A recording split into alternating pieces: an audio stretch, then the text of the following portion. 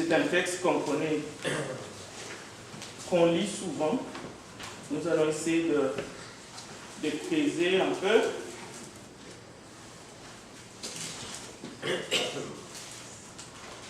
Il s'agit de l'un de ces discours du Seigneur avant de quitter ce monde. Je vous invite à la prière. Prions ensemble.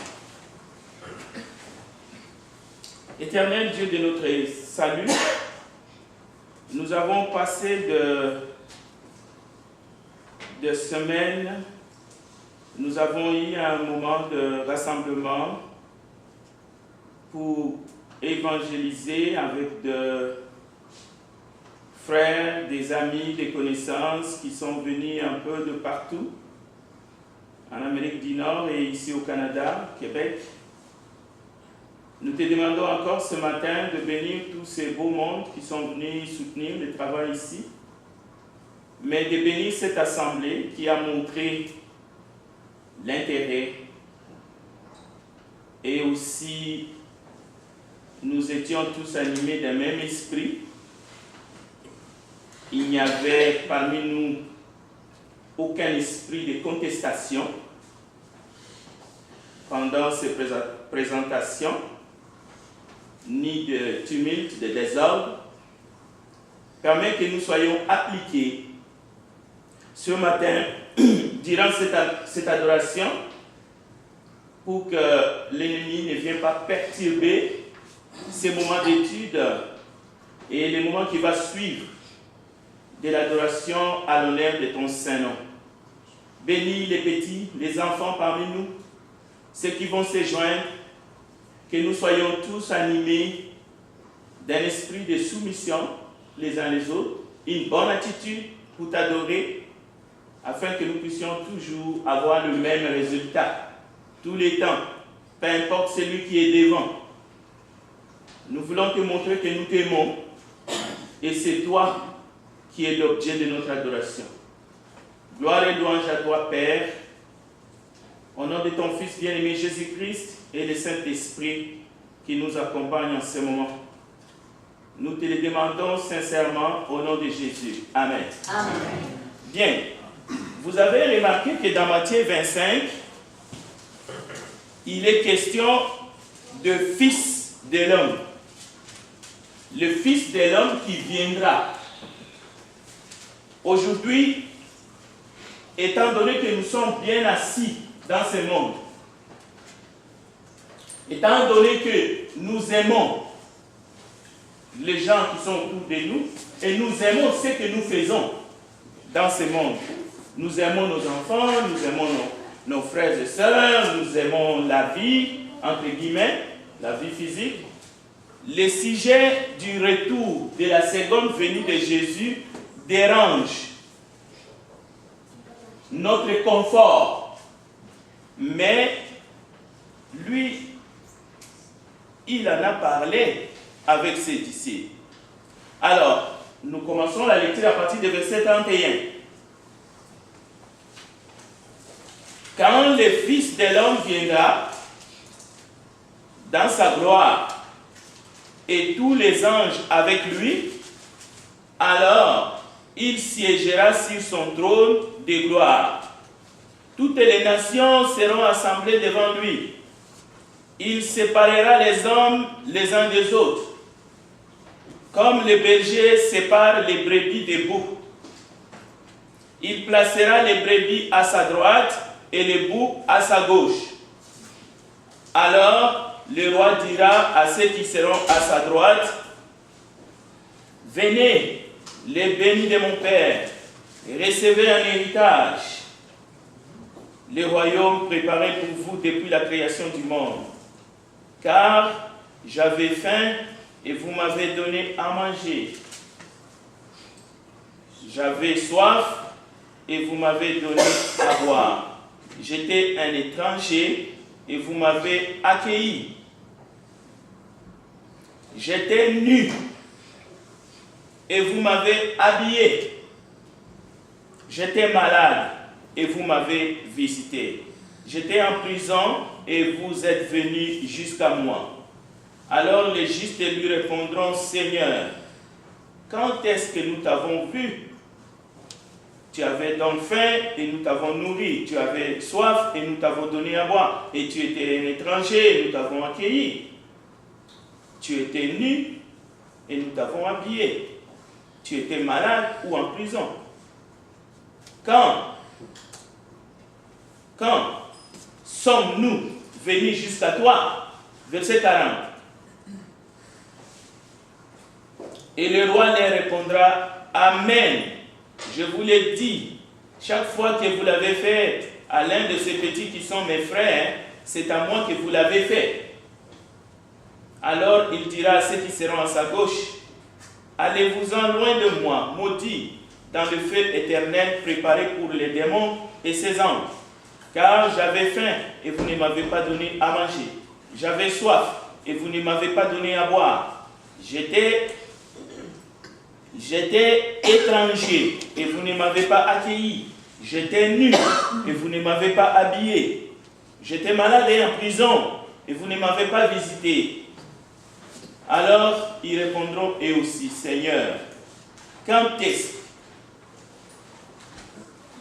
nous t'avons vu avoir faim et soif, être nu, étranger, malade ou en prison, sans nous mettre à ton service? Le titre de cette étude, c'est le vrai service. Le vrai. Il y en a un vrai, il y en a un faux. Quand est-ce que nous t'avons vu avoir faim et soif, et être nu, étranger, malade ou en prison, sans nous mettre à ton service? Il leur répondra, Amen. Amen. Peut-être que vous avez dans votre version en vérité, mais c'est la même chose. Je vous l'ai dit, chaque fois que vous ne l'avez pas fait à l'un de ces petits, à moi non plus, vous ne l'avez pas fait. Et ils s'en iront, ceux-ci, au châtiment éternel, et les justes à la vie éternelle. Ça, c'est notre texte de base. Nous le trouvons peut-être dans plusieurs textes des évangiles, mais ici, nous l'avons dans une version que j'ai choisie. Je ne dis pas que c'est la meilleure, parce que les versions, il y en a plusieurs. Mais c'est dans Matthieu chapitre 25, 31 à 46, donc vous pouvez en faire un sujet de méditation à la maison.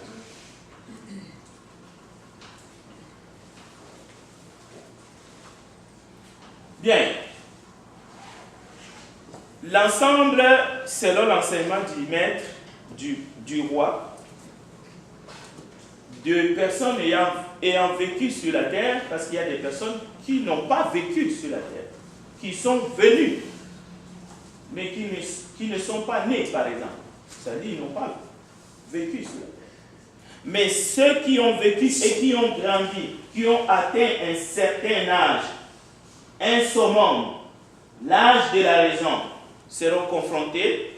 Il ne s'agit pas de salut par les œuvres, parce que souvent, lorsqu'on parle de la foi, parce qu'il faut cerner le sujet, si on n'enseigne pas bien sur la foi, c'est normal qu'on soit repris pour revenir sur la race. Mais il ne faut pas opposer l'enseignement de la foi et l'enseignement des œuvres tout le temps. Alors ici, ce n'est pas parce qu'on enseigne sur les actions, les œuvres, les bonnes actions, que tout d'un coup, la foi et la grâce, nous l'avions oublié. C'est pour cela que je dis, je ne prêche pas le salut par les œuvres, juste pour mettre un frein. Quelqu'un qui voudrait aller vite à la besogne. Mais lorsqu'on enseigne sur la foi ou la grâce, c'est la foi et c'est la grâce. On met l'emphase là-dessus.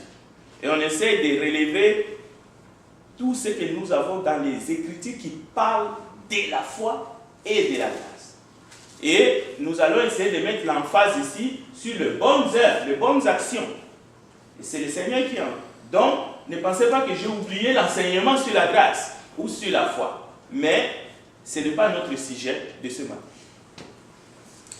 il est question ici des exemples que nous connaissons en tant qu'humains. La faim, la soif. Là encore, je minimise ce que nous connaissons. Mais nous avons entendu parler de la faim. Il y en a qui ont entendu parler de la faim, ils ne connaissent pas la faim. Ils sont nés, ils ont été peut-être ramassés dans les Niles et transportés tout de suite dans la maison du roi. Ils ne connaissent pas la faim. Ils ont entendu parler de la faim. Et ils auront de la peine à parler de la famille. Mais on peut connaître la faim et en parler mal. Parce qu'on se souvient toujours de sa propre misère. Alors, Jésus parle ici de la faim, de la soif, être étranger, la nudité, la maladie. Par exemple, étranger. Il y a des gens qui sont arrivés dans ces pays étrangers, qui sont devenus citoyens de ces pays, qui travaillent dans l'immigration. Vous allez remarquer, ils sont aux premières lignes pour maltraiter ce qui arrive, ce qui vient d'arriver. Ce sont des Canadiens, mais d'origine, quelque part. Ils sont très, très sévères et ils rejettent les dossiers et ils renvoient des familles avec enfants à bas âge dans leur pays d'origine pour aller se confronter avec des dictateurs et même avec la mort. Donc ce n'est pas parce qu'on a connu quelque chose qu'on va bien en parler. Non, ce n'est pas toujours le cas. Jésus a connu la pauvreté et il en a bien parlé. Nous allons aussi parler de la maladie. L'effet d'être prisonnier. Il ne suffit pas d'être d'abord en prison pour bien comprendre ceux qui sont en prison. Loin de là. Tu peux ne jamais être incarcéré, mais tu as la compassion de ceux qui sont en prison. Tu peux sortir de 40 ans de prison et être très amer avec ceux qui sont en prison. Et même les condamner 2 fois. La Bible parle de la faim. Je ne veux pas passer mon temps là-dessus. Il est impossible de vivre sans manger. C'est tout ce que je peux dire. Il arrive aussi de perdre tout jugement. Parce qu'on est affamé. Ventre cru n'a point d'oreille. Il est possible même d'abandonner son droit d'aîné. Nous avons des cas dans la Bible. Parce qu'on a faim. Parce qu'on réalise qu'est-ce que je vais faire avec ces droits. Si je ne mange pas le potage, je veux mourir. Alors donnez-moi seulement pour que je vive, prenez ces droits. C'est le cas d'Ésaïe dans Genèse chapitre 25, verset 29 à 34. Et on dit souvent, pour ne pas se focaliser dans la famille qui fera la misère dans le monde, mieux vaut apprendre quelqu'un à pêcher un poisson que de lui donner tout le temps un poisson. Mais dans la Bible, il est question de la famille à plusieurs reprises. Ce n'est pas une invention seulement humaine. Je l'ai dit dans le sens que Dieu comprend bien le problème de la famille. Pourquoi? Dans Exode 16, le peuple a crié famille, Dieu leur a donné la viande. Vous reconnaîtrez alors que moi, le Seigneur, je suis votre Dieu, parce qu'il leur a donné à manger. Dans un roi, Élie, le prophète de Dieu, à un moment de détresse dans sa vie, il fuit devant Jézabel. Cet homme sera ravitaillé matin, midi, soir par les corbeaux. Dieu nourrit cet humain, mais par un miracle, parce que les corbeaux lui apportent la viande. Jésus lui-même au désert, après avoir jeûné et prié, il eut faim après 40 jours. Donc nous parlons vraiment de la réalité humaine dans les choses, pas seulement matérielles. Manger n'est pas que matériel. Manger est matériel et spirituel en même temps. Soit que vous mangez, soit que vous vivez, faites tout pour la gloire de Dieu. Pierre avait faim. Dans Actes chapitre 10, versets 10 à 16. Il s'est mis à avoir faim et voulut prendre quelque chose. Cela veut dire que c'était arrivé à un moment où c'était insupportable. C'est pour cela que des fois vous voyez les gens, il entre dans un magasin, il n'a rien dans les poches, il prend peut-être des grains de raisin dans la bouche. Ok? Mais lorsque Pierre voulut prendre quelque chose, ou bien vous pouvez remarquer quelqu'un qui vous tend la main dans la rue. Je faim. Il y en a même qui mettent un carton devant ici, là. Un carton, je faim. Est-ce que vous attendez ce message?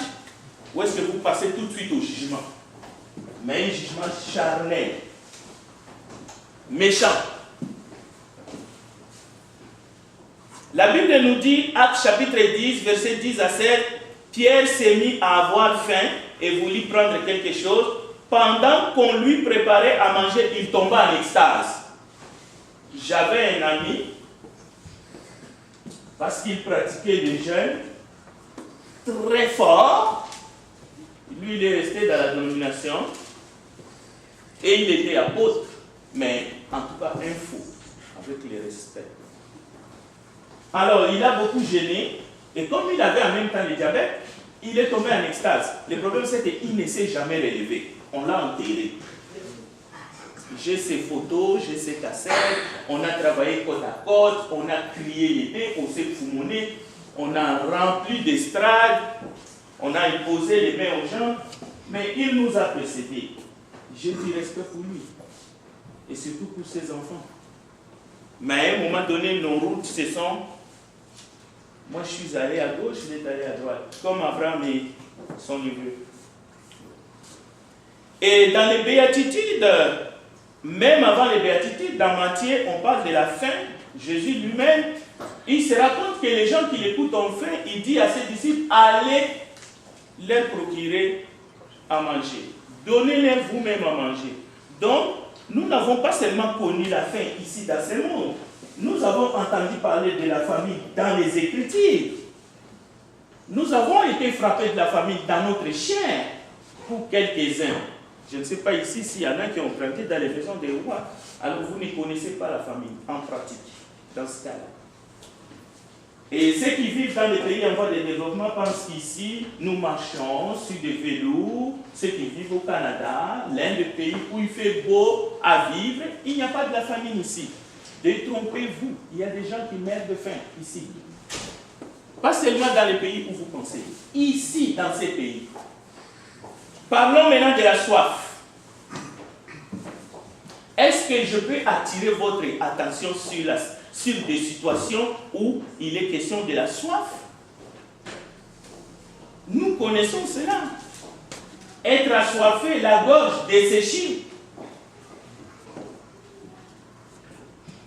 La même chose, manquer de l'eau, manquer de nourriture, tu peux mourir. Tu ne peux pas vivre. Et d'ailleurs, Élie est envoyé auprès du torrent de Kérit. Pourquoi? Parce qu'il y avait d'eau. Dieu donne de l'eau à son peuple pour se désaltérer de la soif. Dieu ouvrit les yeux d'Agar. Agar place son enfant sous les buissons. Il ne veut pas voir la mort de cet enfant. Qu'est-ce que Dieu fait? Dieu ouvre les yeux d'Agar. Elle aperçut un puits. Et elle alla remplir l'outre et fit boire l'enfant. Mais il y a aussi la vraie soif. La vraie soif, nous allons les lire. Psaume 42, versets 2 à 3.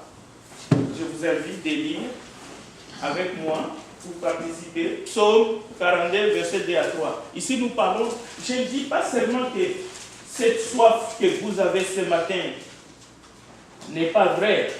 Oui, il y a une vraie soif. Lisons Psaume 42, verset 2 à 3.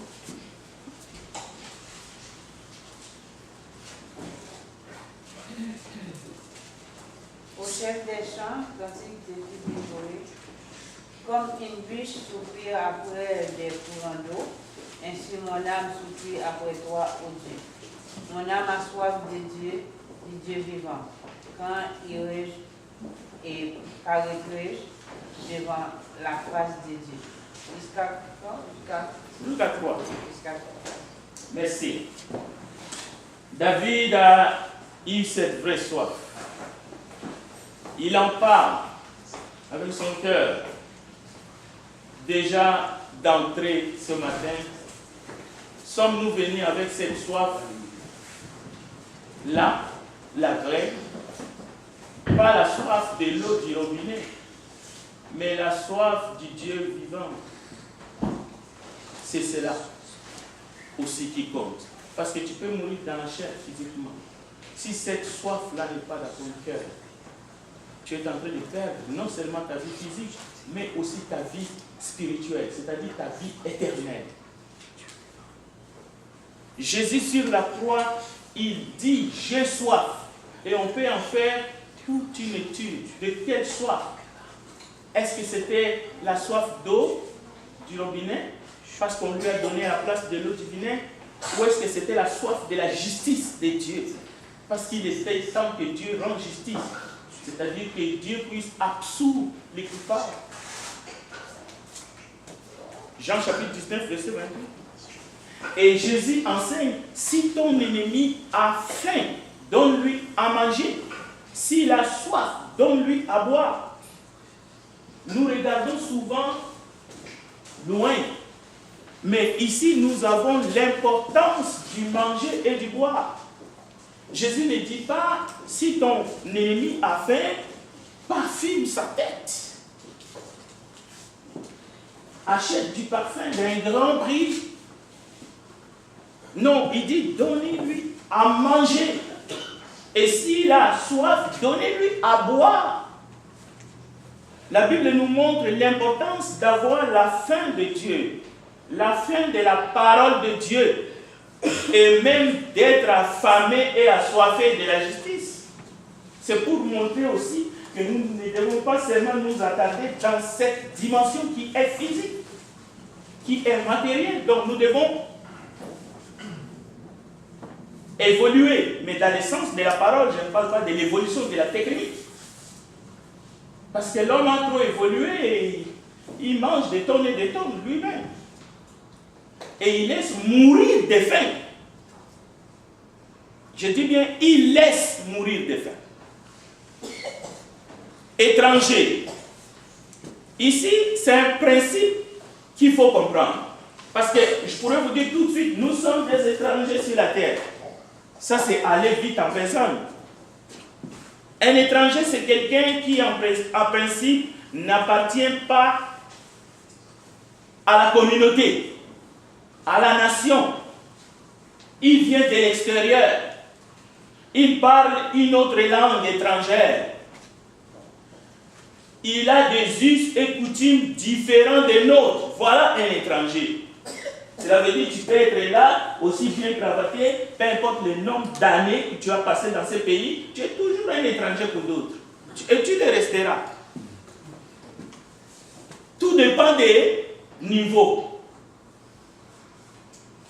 Il n'a pas les mêmes points de repère. Il n'a pas la même religion que nous. Il n'a peut-être pas la même couleur de peau, selon le monde. Mais pour Dieu, tout homme a été créé par lui. Donc pour lui, qui est étranger pour lui. Mais si nous entrons dans les Écritures, vous allez voir, d'ailleurs, notre patrie, nous les chrétiens, est céleste. Dans ce sens-là, Pierre dit, nous sommes des étrangers sur la terre. Mais depuis les temps, Dieu dit à son peuple, si un étranger vient habiter dans votre pays, vous ne l'opprimerez pas. Des fois, ça arrive, nous sommes là dans cette assemblée. Ah, lui, il est un passager, c'est un étranger. C'est nous, c'est à nous ici. Ça arrive, hein? Et nous l'acceptons. Nous l'acceptons.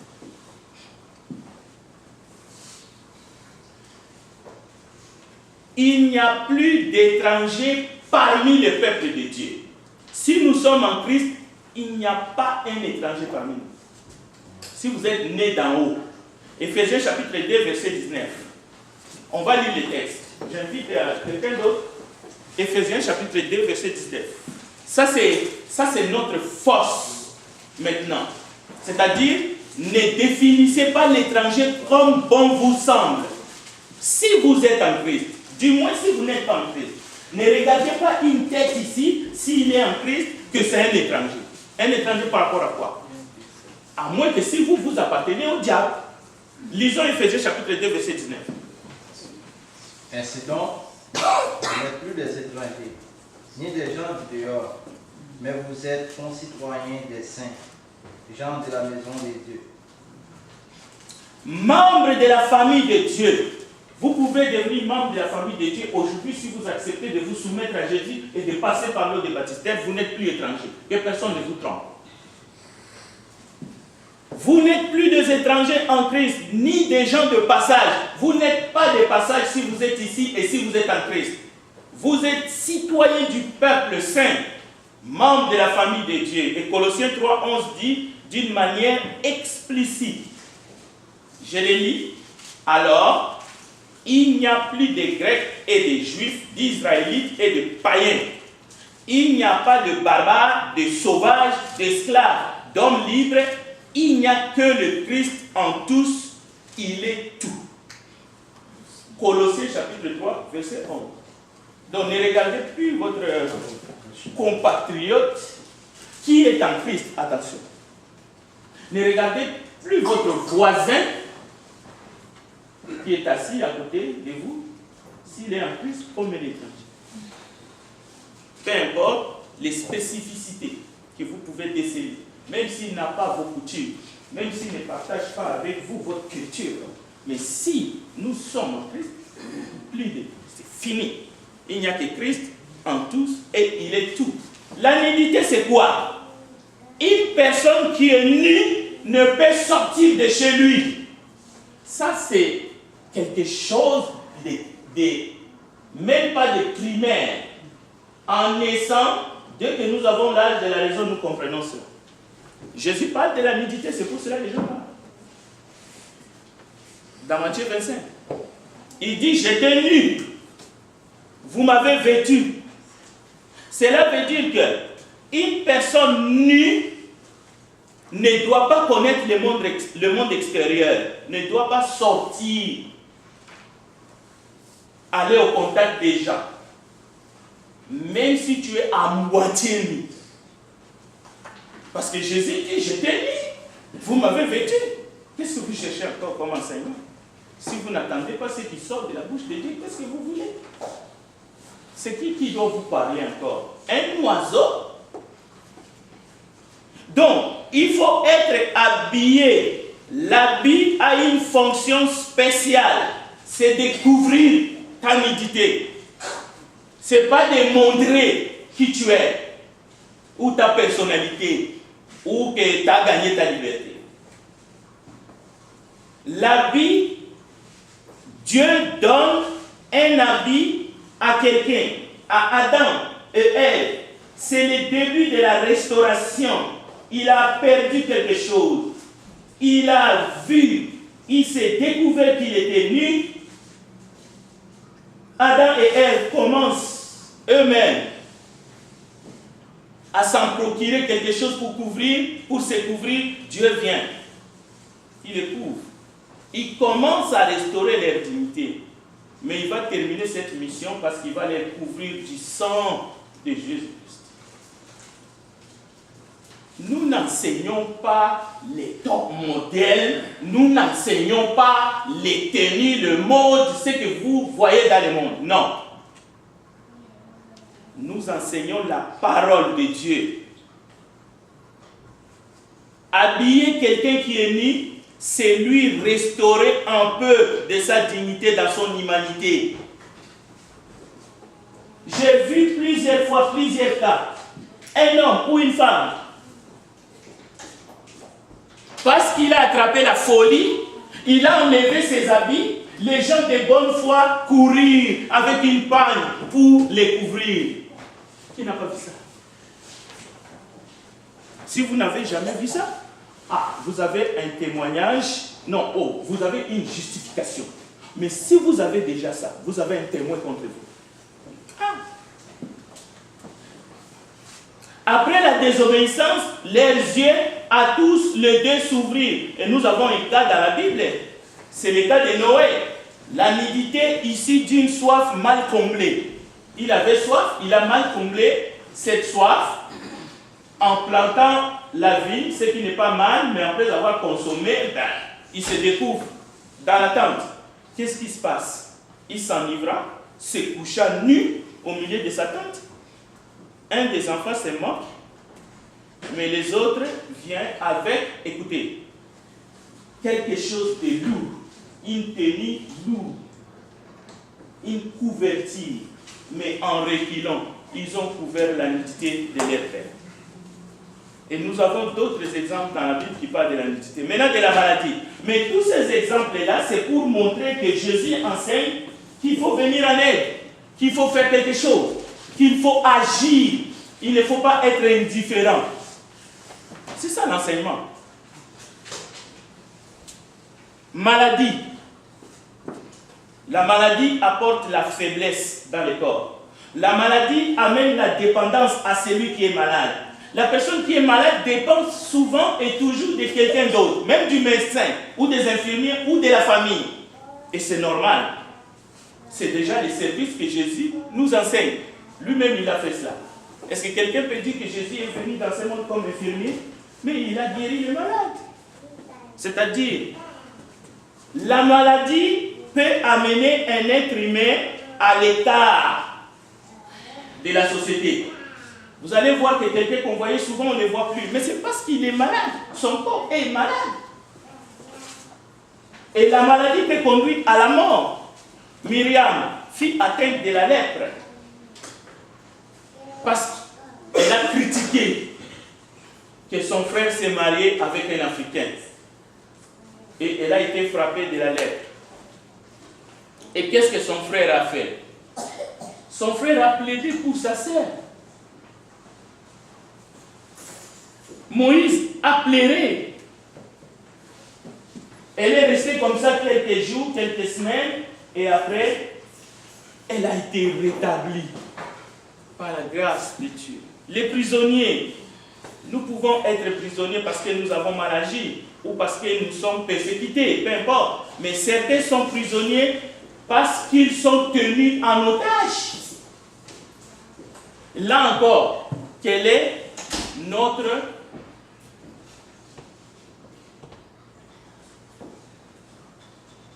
approche envers les prisonniers? Certains sont prisonniers parce qu'ils sont coupables. Ils sont mis à l'écart. Ils sont en train d'être rééduqués. Mais notre approche, selon l'enseignement du maître, c'est de prendre soin de ces personnes-là. Pas aller leur dire, toi, tu es en train de diriger, tu mérites ce que tu as fait. C'est pas lever les verres, faire la fête. Jésus ne nous enseigne pas de regarder ce que la personne a commis pour se réjouir parce qu'il se retrouve en prison. Non. Mais par contre, visiter les prisonniers, ça veut dire quoi? C'est aller vers ces personnes qui sont mises à l'écart, qui sont probablement des dangers publics pour nous, les bien portants, les sans faute, les casiers judiciaires blancs. Mais Jésus dit, lorsque nous allons vers eux, nous devons leur dire ceci. Vous faites toujours partie de la communauté humaine. À moins que la personne, même s'il a vendu son âme à Satan, s'il n'a pas commis le péché contre le Saint-Esprit, il y a toujours espoir, non? Mais il fait toujours partie de la communauté humaine. Quoi qu'il ait fait, quel que soit son état d'esprit. Joseph, lorsqu'il était prisonnier, dans les jours de Pharaon, c'était la même chose. Pierre fut saisi, emprisonné, placé sous la garde des 4 espoirs, 4 soldats forts des Romains. On peut continuer, Paul aussi. Donc, le chrétien va vers toutes ces personnes que nous venons de brosser les tableaux pour rencontrer le Christ. C'est ça l'enseignement. Cela veut dire, vous agissez envers toutes ces personnes, toutes ces situations, telles que nous venons de les décrire, vous allez vers eux, vous les accueillez, mais les faisant, vous accueillez le Christ. Vous agissez comme Dieu. Vous agissez comme Jésus-Christ. parce que lui, il l'a fait et il veut que nous le faisons. C'est la raison de son enseignement. Il n'a jamais enseigné pour faire bien aux oreilles de ses auditeurs. C'est pour les apprendre des leçons. Donc, les démunis ont besoin d'être secourus. Ils n'ont pas besoin d'être jugés. Nous devons apprendre comme Jésus à remettre l'homme au cœur de la société. La parole de Dieu est au cœur de l'humanité. Jésus est venu pour nous sauver de nos péchés. Il nous a aimés. Mais l'être humain restait au centre de notre société. Même l'évangile, ce n'est pas envers les animaux que l'évangile est prêché.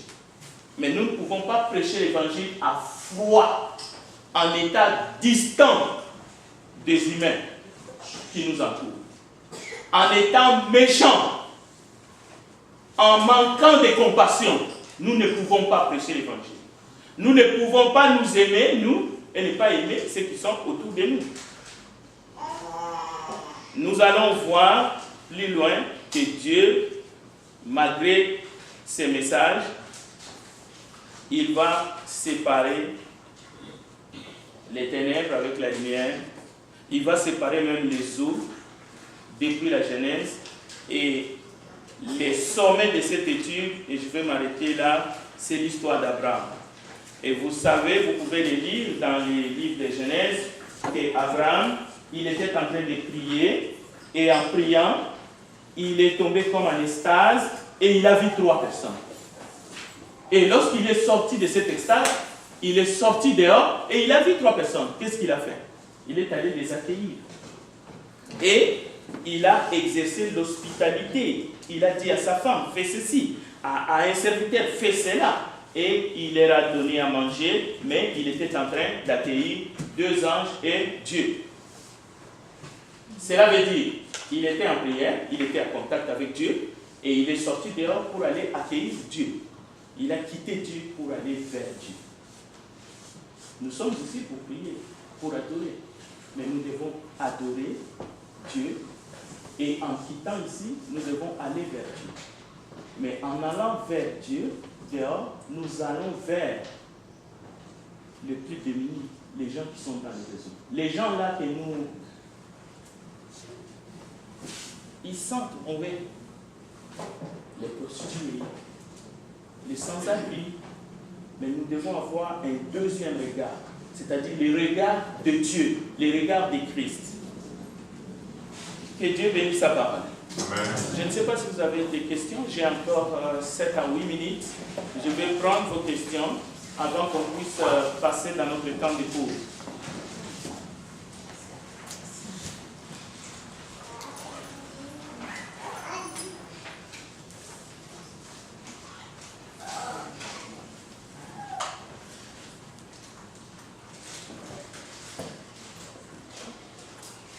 Les textes d'Abraham, je vous donne Genèse chapitre 18. Genèse chapitre 18, le verset 1 jusqu'au verset 19.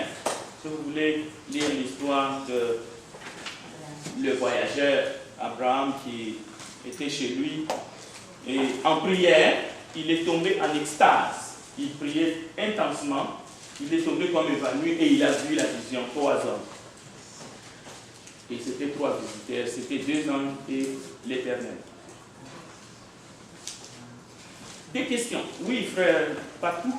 Ce qui concerne notre devoir envers les prisonniers, les malades, est-ce que pratiquement on devrait aller dans les hôpitaux, dans les prisons, pour voir ces gens-là, pour aller avec eux, pour annoncer la parole?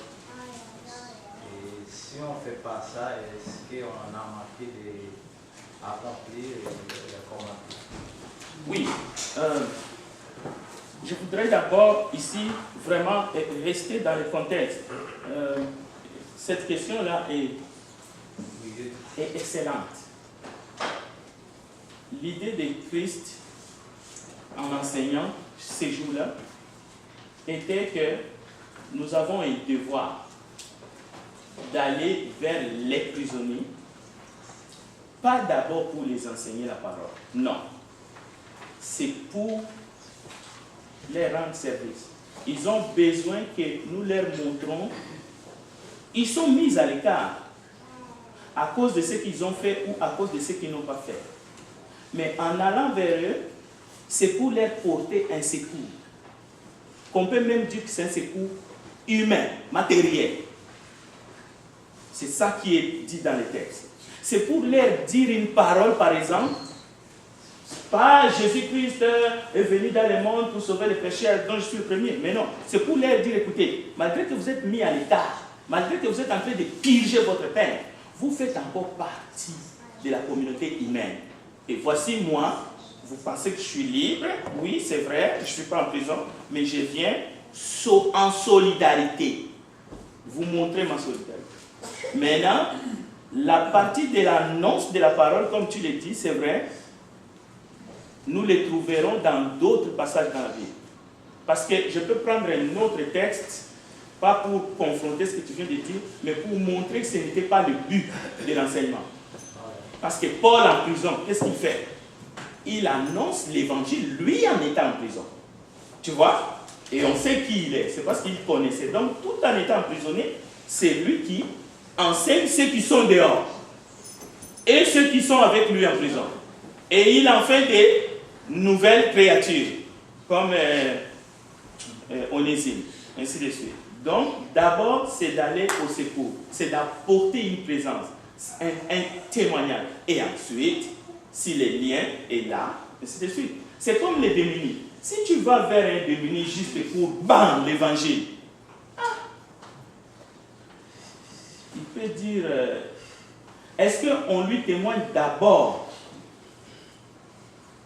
notre solidarité humaine? Ça, c'est, il ne faut pas qu'on tombe dans l'apitoiement. Souvent, même si on aide quelqu'un physiquement, il ne faut pas qu'on les traite de misérables et on l'aide. Non. Mais si on entretient une relation digne d'homme à homme avec celui qui est plus bas dans notre échelon, peut-être à la longue on peut lui présenter aussi la parole. Pas peut-être, mais c'est aussi notre devoir. Je ne le minimise pas. Mais l'enseignement de Jésus, c'est d'abord ça. C'est comme celui qui est à l'hôpital. C'est pour l'aider d'abord dans ses souffrances. Oui. Il me reste encore quelques minutes. J'ai vu quelqu'un d'autre lever la main avant que je te retourne la parole. Est-ce qu'il y avait quelqu'un d'autre qui voulait parler? Oui, frère. C'est juste pour ajouter à la question de notre père, c'est que c'est là, quand il est en pleine mission sur terre en Matthieu 25, il nous dit qu'il ne parle pas de l'évangélisation des chrétiens, mais il parle du fait de prendre soin et de pourvoir aux besoins de ceux qui nous entourent.